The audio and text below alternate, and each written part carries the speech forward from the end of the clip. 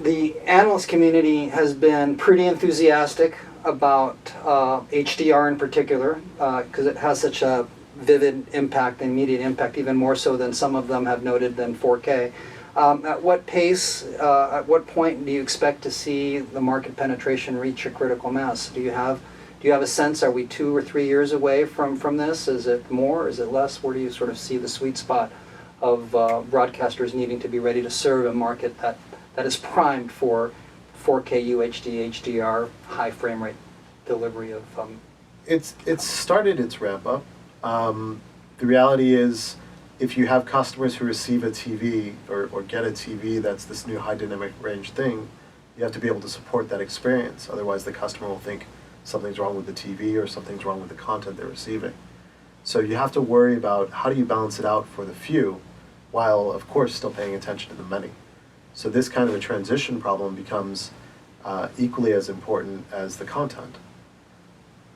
What we need to be able to figure out is how do we get standard dynamic range content into an HDR world, and how do we get high dynamic range content into an SDR world. Balance out the experience for your standard dynamic range customer and your high dynamic range customer to ensure that they each get what they're looking for.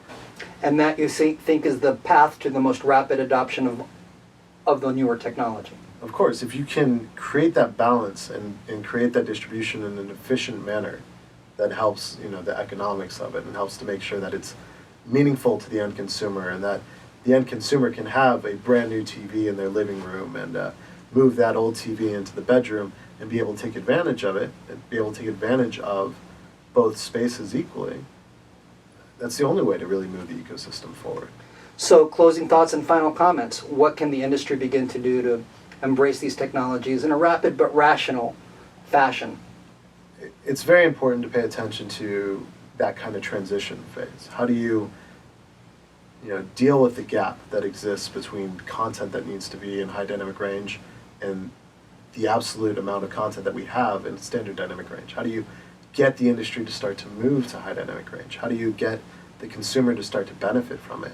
And then as they start to benefit from it, you're able to backfill with real native HDR content, be able to move the cameras and the stadiums over to HDR and be able to get the full experience to the home.